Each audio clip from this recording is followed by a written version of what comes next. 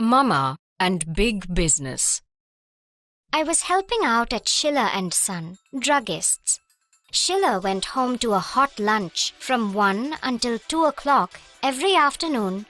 I was at Schiller's drugstore and telephoned Mr. Schiller's home only if a prescription came in. Carmelita fell into the habit of coming by to visit me during this hour. If a customer came in, Carmelita would pretend to be buying a magazine. We worked up quite a routine. "Look through the racks again, madam," I would say to her in a businesslike tone. "Perhaps you will find one you like better. I will be right back, madam, just as soon as I've waited on this customer." When alone again, we would resume our conversation, leaning idly on the candy counter, Carmelita in front, I at the back. For the first week, we contented ourselves with gazing at the gorgeous display, choosing mentally the kind of candy we would buy if we had $5. Sometimes the whole hour would be spent in this way. Always, though, our imaginary purchases contained a majority of Heffler's Centennials. They were Carmelita's favorites, as well as mine. Creamy, delicately flavored, one perfect chocolate in a brown cardboard box. Other candies might be larger, we conceded, might give you more for your money, but there was something so infinitely rich and satisfying about the Centennial's expensive elegance. If Carmelita or I owned a coin, we would buy one and share it. I would honestly add the coin to the cash register. If we didn't have a coin, we would just stare at the chocolate. But not for long. One day, we took 2 whole Centennials out of the case and ate them. Through cunning ways, we found a way to deal with our consciences. First, we said to ourselves, no one will miss 2 little old candy bars among so many, will they? Then we said, didn't I work overtime almost every day without any pay? So I deserved an extra treat. Then we said, didn't Carmelita devote her time to coming up and staying with me? Of course, Mr. Schiller was old-fashioned and probably wouldn't accept his clerk having a friendship during working hours. But what if there was a robbery? Certainly, it was far safer that the 2 of us were there in the store together. If a robber came in, Carmelita could run for a policeman, and I could pretend I didn't know how to open the cash register. We comfortably decided that Carmelita was an insurance for Schiller's drugstore. And it was only right that she and I should be paid 1, maybe 2, Hoffier Centennials daily. However, there was a problem: where to put the empty chocolate boxes. We couldn't put the empty boxes into the waste paper basket because Mrs. Schiller had a peculiar habit of inspecting that at every opportunity. We couldn't throw the boxes out into the street because Mr. Schiller swept the sidewalks in front of the store several times a day, and we didn't want him to start wondering at the sudden and brisk sale in candy. We finally solved the disposal problem by tossing the empty boxes up into the dark recess over the big street window. A perfect hiding place, we assured each other. Perfect, that is, until the Saturday the window dresser came to change the window decorations and climbed up to the cubby hole to get the pink crepe paper he had stored there the month before. "Hey, Schiller," I heard him yell. "What are you collecting these empty Heffler boxes for?" He began to toss them down, one by one, some of them crumpled, some whole. Before my shocked eyes, there fell a cloud of empty candy boxes. I moaned softly. Oh, surely Carmelita and I had never in the world eaten that many. Time stopped, along with my heart, while I watched the growing proof of my shame. I looked up once at Mr. Schiller's surprised but still kind face. I swallowed noisily. He was about to speak, but some evil wind blew Mrs. Schiller in through the front door, and from then on, nobody else had a chance to speak. Her tight little eyes understood the situation immediately. Her voice rose and fell in hurtful disapproval, and the ugly words made me shiver. No one ever had talked to me like that. Mrs. Schiller's most frequently used and mildest word was thief. She said I was a dirty, rotten, sneaking, low-down thief that should be sent to prison. Nobody in the world should ever trust me again. Mrs. Schiller said so. She said so again and again and louder, until in pity for me, Mr. Schiller made her go to the back of the store. He finally let me go, and I rushed home to Mama, crying hopelessly, carrying the newspaper-wrapped package of empty Heffia boxes that Mrs. Schiller had ordered me to take to her. It was some time before Mama could understand what I tried to tell her. She only said, "First you must stop sobbing so, my Katrine." Her words were so loving, I started crying again. Poor Mama. To have such a child as I, a thief. Mama wet the towel by the sink and wiped my face, holding the coolness against my aching head. "There now," she said. "There now."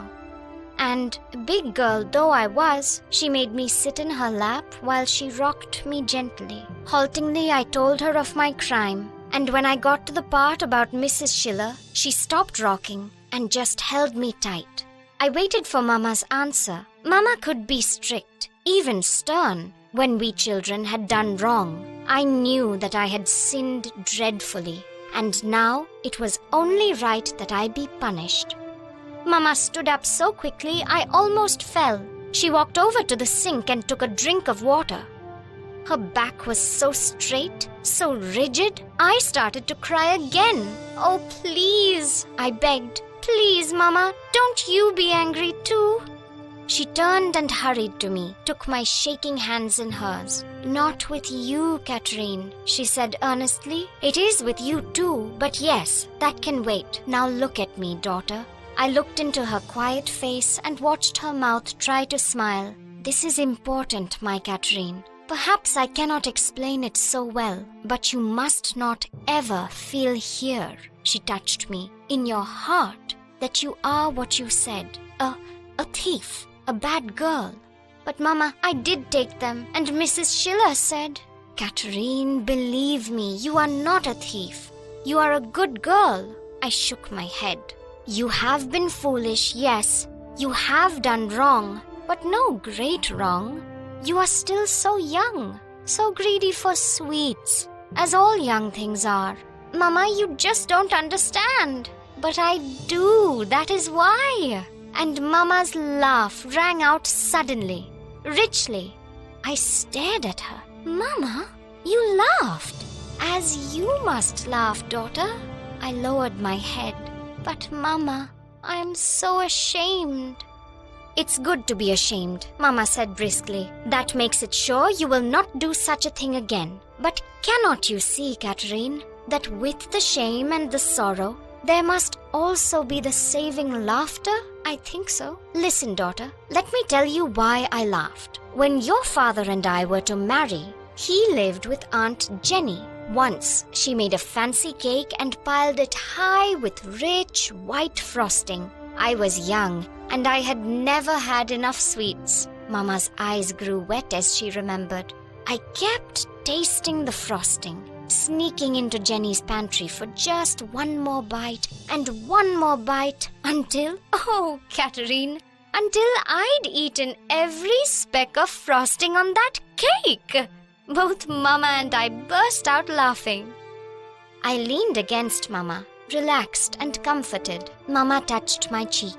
"So smile now. This thing you have done is not the end of the world. Let your heart not call you a thief." I nodded. "But wasn't I..."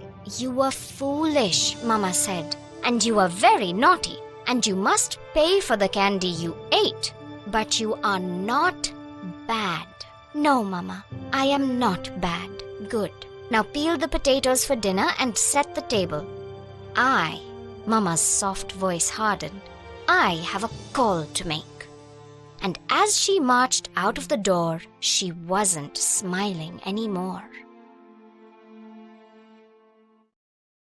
छोटी छोटी बात पर ना जिनकी आंखों में आंसू आ जाते हैं वो कहते हैं वो लोग बहुत सच्चे होते हैं। ऐसी कुछ स्टोरी मैं आज आप लोगों को सुनाने वाली हूँ, लेकिन उसके पहले मेरे चैनल को सब्सक्राइब ज़रूर कीजिएगा। मामा एंड बिग बिजनेस, ये वाली स्टोरी आज देखेंगे। ये जो शिलर है और इनका ड्रग सन्स, ये जो है ये यहाँ पे लड़की काम करती है और वो जो है वो 2 बजे के बाद वो आफ्टरनून में खाना खाने के लिए चली जाती है। तो जब जब कोई प्रिस्क्रिप्शन होती है, जब किसी का टेलीफोन आता है तो जो जो होता है वही दवाइयाँ वो देती है। तो ये जो कैमरीलीटा है ये इसकी फ्रेंड है और इसको एक हैबिट लगी है कि वो हमेशा आती रहती है, लेकिन जब कस्टमर आते हैं ना तो वैसे प्रिटेंड करती कि जैसे वो कस्टमर है, वो मिलने नहीं आई है।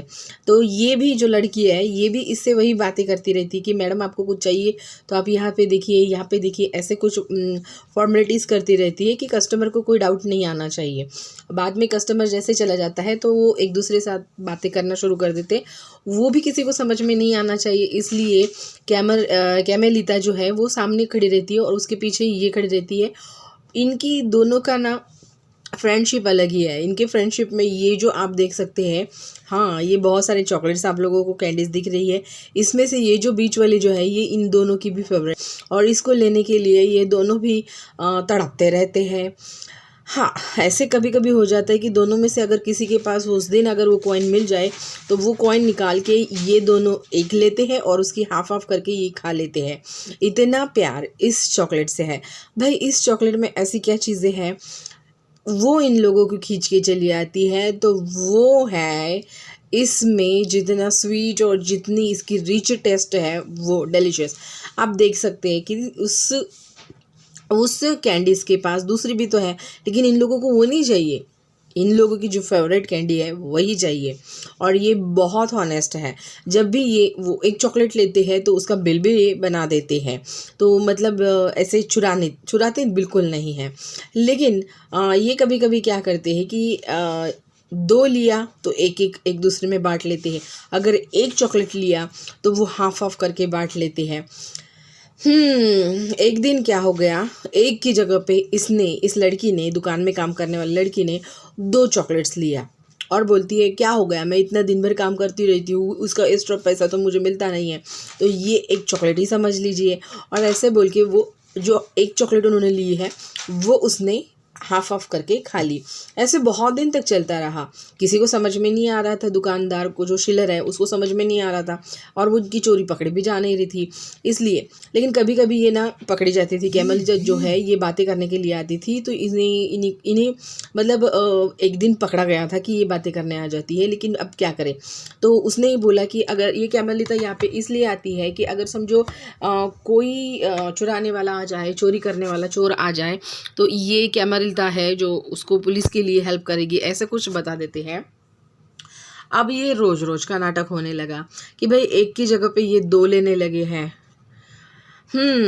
अब बड़ी मुसीबत ये थी कि चॉकलेट तो खा लेते थे, लेकिन ये चॉकलेट का जो रैपर है ना ये फेंकने की। डस्टबिन में आप बोलोगे, डस्टबिन में नहीं, डस्टबिन में बिल्कुल नहीं। मिस्टर शिलर जो है ना इनकी बहुत गंदी आदत है। ये इंस्पेक्ट करती थी जो डस्टबिन है ना, उसमें पूरा देखती थी आज किसने कितना चॉकलेट खाया है करके, और बाहर भी नहीं फेंकते थे, क्योंकि मिस्टर शिलर जो है ना ये हमेशा खुद ही झाड़ू लगाते हुए उनको अगर ये रैपर यहाँ पे मिल गया तो बस गए।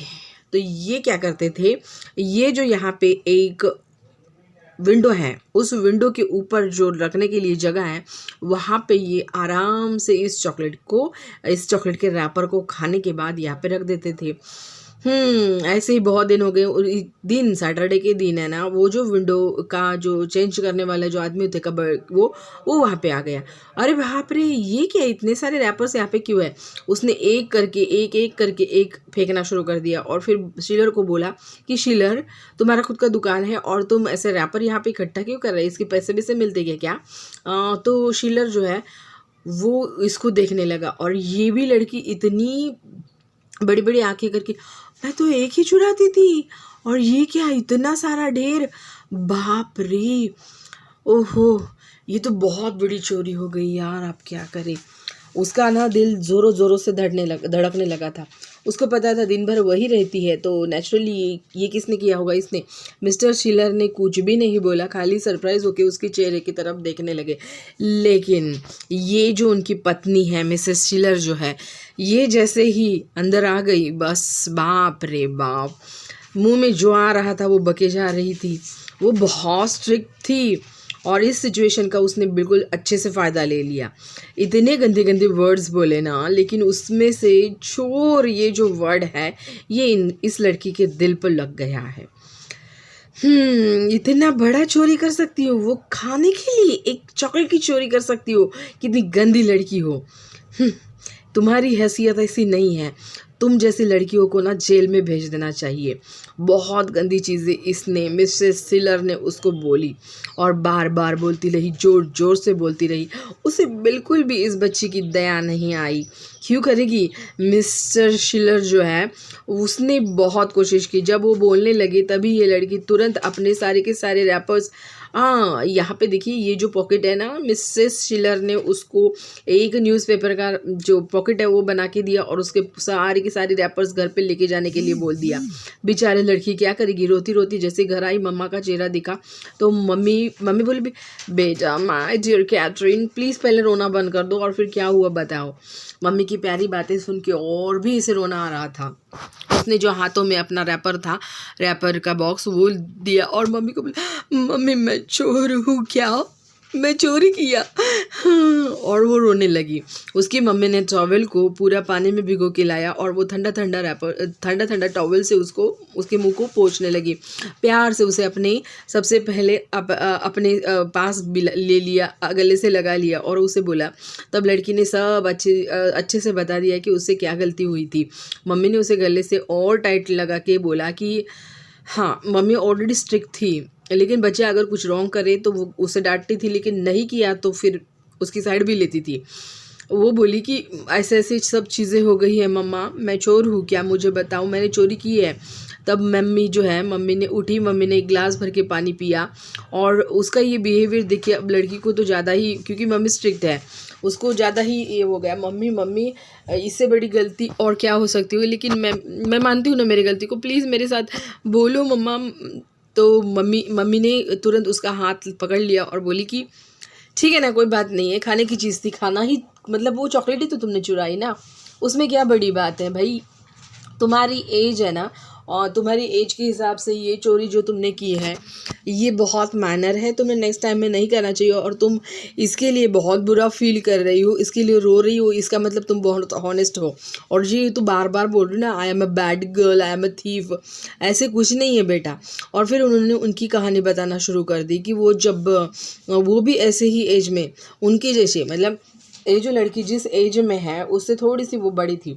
अब देखो तुम तो मूर्ख नहीं हो ये वाली सब चीज़ें करने के लिए। और फिर उन्होंने बोल दिया कि जो जवान लड़कियां होती हैं ना, उनको, लड़कियों को ज़्यादातर के स्वीट खाने की, चॉकलेट खाने की इच्छा होती है और वो उसके लिए लालची होती है, तो वो ऐसी चीज़ें कर जाती है। और बाद में फिर उन्होंने उनकी खुद की स्टोरी बताना शुरू कर दिया। मम्मी को बहुत हंसी आ रही थी, मम्मी ऐसे हंस रही थी तो बेटी बहुत हैरानी से मम्मी की तरफ देख के बोल रही थी, मम्मा तुम, मेरी इतनी बुरी मुसीबत है, मैं इतना शेम फील कर रही हूँ और तुम हंस रही हो। तो मम्मी जोक की मूड में आके बोल रही थी, बेटा तुम जितना प्रिटेंड कर रहे हो ना उतना कुछ भी नहीं है। देखो मैं बोलती हूँ ना, मेरे से भी एक बार ऐसे ही गलती हो गई थी, तो उसमें क्या बड़ी बात है। देखो बेटा, हमारा नादान एज रहता है, उस एज में कभी कभी ऐसे बातें हो सकती है। तो मैंने जब तुम्हारे पापा से शादी की थी तो हमारे घर के पास जो एंट एनी थी, उन्होंने बहुत अच्छा केक बनाया था। तो एक्चुअली क्या हो गया, जब मैंने वो केक को देखा तो मैंने छोटा सा पीस उसका निकाला और मैंने सोचा कि इसमें क्या है। फिर ऐसे करते फिर और थोड़ा सा ऊपर का क्रीम, फिर और थोड़ा सा ऊपर का क्रीम, ऐसे करते करते तुम्हें पता है कि मैंने पूरा का पूरा वो जो केक था वो पूरा का पूरा पेंट्री उनकी पूरी की पूरी खाली कर दी थी और केक की जगह पे वहाँ पे कुछ भी नहीं था। अब तुम सोचो, हाँ, तो ये एज में ये वाली सारी चीज़ें होती रहती है। फिर ये बात सुन के मामा के साथ वो लड़की भी हंसने लगी थी। ये जो हमारे राइटर हैं वो लड़की हंसने लगी। मम्मी ने उसके गालों को हाथ लगाया और बोला कि देखो बेटा, हम अपने आप को ना कभी थीफ नहीं समझना चाहिए, कभी बैड भी नहीं समझना चाहिए। हाँ, हम ऐसे बोल सकते हैं कि हम कितने नॉटी है, कितने फुलिश है, और तुम तो हो ही हो। और देखो बेटे, कैंडी के लिए, चॉकलेट के लिए बच्चे पागल ही रहते हैं। तो ऐसे मत बोलो कि तुम बैड हो करके। चलो ठीक है, अभी कुछ मत करो। वहाँ पे देखो सब्ज़ी बनानी है, पोटैटो है ना, पोटैटो के पील को निकाल के रखो और जल्दी से खाना लगाने के लिए रेडी हो जाओ। मम्मी वहाँ से निकलती है, मम्मी का चेहरा बहुत रोना हुआ, एक्चुअली वो रोती हुई चलती है कि उन्होंने जो संस्कार दिए है बच्चे में, वहाँ पे कुछ तो गलती हो गई है, लेकिन उन्होंने उसको दिखाया नहीं है। तो चलिए, अब इसी के साथ तुम भी एक अच्छी चीज़ कर दो कि मेरे चैनल को सब्सक्राइब कर दो, लाइक कर दो, शेयर कर दो, और बेटा ऐसे देखते रहना।